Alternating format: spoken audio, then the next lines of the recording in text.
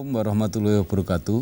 Kembali bersama saya Bambang Sadono di dalam acara Tokoh Aspiratif yang ditayangkan oleh TVRI Jawa Tengah bekerja sama dengan channel Inspirasi untuk Bangsa. Saya sudah bersama dengan seorang tokoh yang sudah banyak dikenal di Jawa Tengah bahkan di tingkat nasional, ialah Bapak Dr. Soedarto MA. Beliau adalah Ketua Umum Dewan Harian Daerah DHD Badan Pembudayaan Kejuangan 45 Provinsi Jawa Tengah. Beliau sudah malang melintang di dunia pendidikan, pernah menjadi Kepala Kantor Wilayah Dinas Pendidikan Wilayah Pendidikan Jawa Tengah dan Kebudayaan, pernah menjadi Ketua Persatuan Guru Republik Indonesia Jawa Tengah, pernah menjadi anggota Dewan Perwakilan Daerah RI mewakili Jawa Tengah. Apa kabar Pak Soedarto? Alhamdulillah sehat Mas Bambang. Sehatnya orang tua nih. Ya, Pak Soedarto termasuk salah satu tokoh yang kita muat di dalam buku 100 Tokoh Inspirasi Jawa Tengah ini ya. Dan saya sudah pernah menyampaikan kepada beliau suatu saat saya akan wawancara di TVRI. Jadi kemudian ada bencana pandemi COVID yang membuat acara itu tidak bisa diselenggarakan, Pak. Dan sekarang muncul lagi, maka janji saya penuhi. Terima kasih, Pak Dr. Soedarto. Kita akan berdiskusi untuk membahas masalah-masalah yang sedang aktual saat ini, bukan hanya di Jawa Tengah tapi juga di nasional. Jadi seakan-akan bahwa bangsa kita sekarang ini, bangsa Indonesia, sedang mengalami masalah yang agak lumayan serius, terutama di bidang kesehatan, yang dampaknya juga di bidang ekonomi, dan bisa juga merembet ke bidang politik yang untuk penanganannya tentu membutuhkan satu kesabaran, kebersamaan, kekompakan sebagai bangsa. Karena jika tidak dilandasi semangat untuk memelihara kebersamaan sebagai bangsa, cobaan yang cukup berat saat ini akan mudah memantik perbedaan pendapat, saling menyalahkan dan memanfaatkan sesuai kepentingan masing-masing. Nah, ini karena Bapak sebagai senior, banyak pengalaman, apalagi tugasnya sungguh mulia menjadi Ketua Umum Dewan Harian Daerah Badan Pembudayaan Kejuangan 45, tentu ada nilai-nilai, ada pegangan-pegangan yang mungkin perlu direnungkan kembali, dipertimbangkan kembali untuk menghadapi masa-masa sulit ini. Monggo Pak, saya persilahkan untuk berbagi. Ya. Assalamualaikum warahmatullahi wabarakatuh. Selamat sore dan salam sejahtera untuk kita semua. Mas Bambang, terima kasih. Saya memperoleh kesempatan, memperoleh penghormatan luar biasa untuk berdialog dalam forum ini. Saya akan mulai dari apa yang dialami oleh setiap negara. Jadi setiap negara itu ketika hendak mencapai cita-cita bangsanya itu melalui sebuah perjuangan yang luar biasa panjangnya. Dan semangat nilai yang berkembang secara panjang untuk mencapai cita-cita nasional itulah yang kemudian mempribadi. Mempribadi dari setiap warga karena memang itu dialami, dibiasakan oleh warga bangsa itu. Nah, itu dialami oleh seluruh bangsa. Dan itulah yang sering orang mengatakan bahwa itulah kepribadian bangsa. Nah, setiap bangsa memiliki kepribadian yang berbeda-beda, itu bergantung dari kondisi sosial dan kondisi geografisnya. Nah, bangsa Indonesia kan pernah mengalami kejayaan yang luar biasa.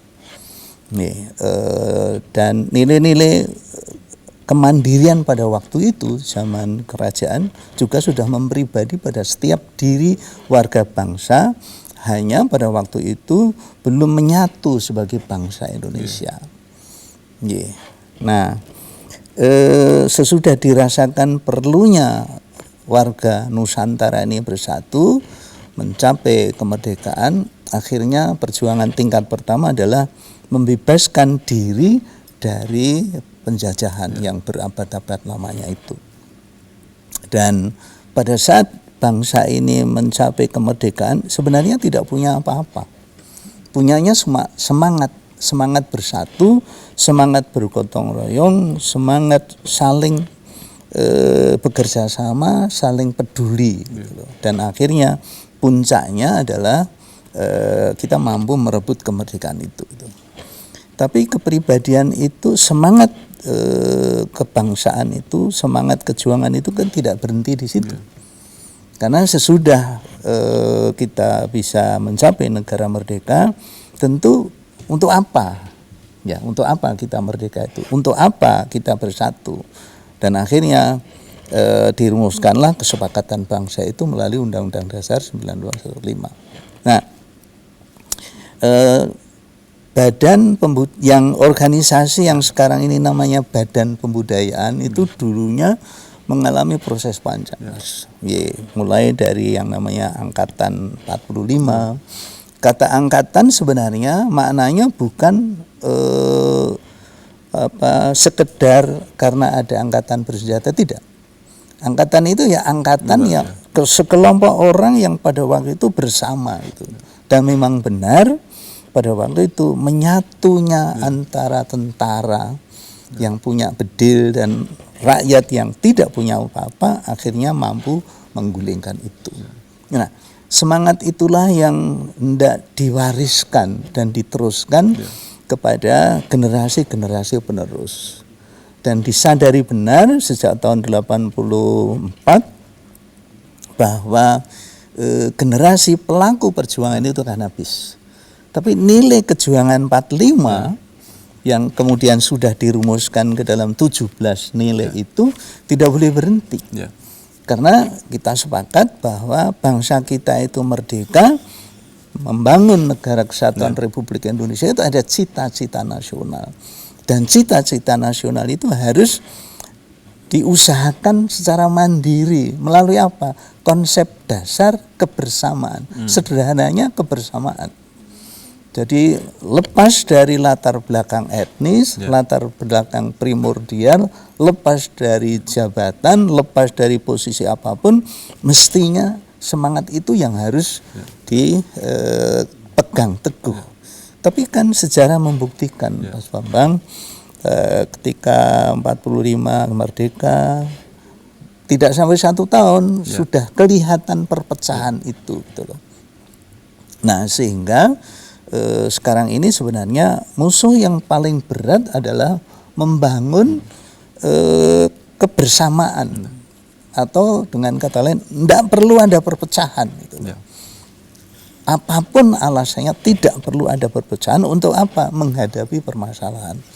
Permasalahan seberat apapun kalau bisa dipikul bersama dalam segala format kebangsaan ini akan selesai. Tetapi ketika kita menghadapi masalah besar, kemudian kita sudah berbeda-beda keinginan, dia lupa bahwa kita sudah bersama. Boleh orang itu punya hak asasi, boleh orang berorganisasi punya keinginan, tapi di bawah komitmen kebangsaan kita. Ini yang harus dijaga. Pak Darto, bisa nggak itu ya agak diringkaskan gitu? Itu yang nilai-nilai kejuangan 45 itu kira-kira seperti apa? Kalau saya membayangkan seperti untuk kebersamaan berarti harus ada keikhlasan untuk berkorban, keikhlasan untuk mengalah demi kepentingan yang lebih besar. Apakah seperti itu yang kira-kira yang dari 17 tadi? Iya, antaranya seperti itu. Tentu sumber utamanya adalah Pancasila. Jadi nilai-nilai yang 17 itu dimulai dengan ketakwaan kepada Tuhan Yang Maha Esa dengan segala caranya. Nah, kalau takwa itu kan artinya ini Pak Bambang, saya sudah masuk pada tataran membumikan itu ya. Yang namanya ketakwaan itu kan ya menjauhi larangan dan mematuhi perintah Tuhan. Dan itu sangat pribadi gitu. Nah, kalau semua orang sudah derajat ketakwaannya tinggi, kan sebenarnya kecurangan, ketidakjujuran itu tidak ada. Tapi masalahnya menjadi muncul oleh karena orang kemudian punya ambisi-ambisi, punya keinginan-keinginan, apalagi kalau sudah berhimpun dalam sebuah kelompok, dia lupa bahwa sebenarnya sebagai makhluk, sebagai orang, dia harus bertakwa kepada Tuhan. Ya, takwa kepada Tuhan yang Maha Esa. Implikasinya luar biasa. Ya, jadi sebenarnya kalau pada diri setiap orang itu mempribadi nilai ini, selesai Mas Bambang. Ya. Masalahnya sekarang bagaimana caranya menanamkan itu gitu loh. Nah, DAD 45 dengan segala jajarannya berusaha untuk menanamkan, mempribadikan, membudayakan sehingga setiap orang karena dibiasakan melalui teknik tertentu oleh organisasi, akhirnya tahu dulu, kemudian biasa dan akhirnya mempribadi. Setiap nilai itu, mempribadi kejujurannya, mempribadi kedisiplinannya, mempribadi kegotong royongannya, mempribadi kepeduliannya, mempribadi tidak eyel-eyelan dan sebagainya itu. Jadi setiap, saya tadi katakan bahwa orang boleh berbeda pendapat, tapi ketika kita bicara soal kepentingan kelompok kebangsaan, sistem pemerintahan kita, kelompok kabupaten, kelompok ini mesti patuh gitu loh. Nah ini Mas Bambang yang beda. Kita coba aplikasikan ke masalah yang sedang kita hadapi. Jadi problem kita ini kan membutuhkan disiplin yang tinggi untuk kepentingan kesehatan. Tapi di sisi yang bersamaan kita juga membutuhkan pergerakan untuk kepentingan ekonomi. Nah, ini di mana ini letaknya supaya tetap ekonomi ya bisa berjalan walaupun tidak maksimal, tetapi kesehatannya tetap terjaga. Salah satu kata kunci tadi sudah Pak Darto sampaikan, yaitu kedisiplinan demi kebersamaan. Nah, mungkin bisa diurai lebih lanjut. Iya, Mas Bambang, saya setuju ya bahwa kita tidak boleh memilih salah satu, ekonomi dulu atau pendidikan dulu, sehat dulu, sehat dulu atau ekonomi. Dua-duanya mesti bergerak bersama. Tetapi ada syaratnya gitu loh. Syaratnya apa? Kita belajar dari pengalaman negara-negara yang memang sukses gitu loh. Nah ternyata dari dimensi kesehatan kita sudah tahu aturannya. Bagaimana kita bersikap menghadapi ketika kita menurut Presiden kan berdamai dengan corona. Ya, nah kalau apa yang dikeluarkan oleh WHO dan dilaksanakan konsisten oleh negara-negara yang sekarang ini tingkat pandeminya rendah, itu kan patuh pada yang namanya protokol kesehatan. Nah kuncinya kan di situ. Nah Mas Bambang, kita harus jujur bahwa yang namanya kebiasaan orang seperti ketemu rangkulan di pasar ya untel-untelan, itu kan tradisi yang sudah berpuluhan tahun lah, warisan dari ini.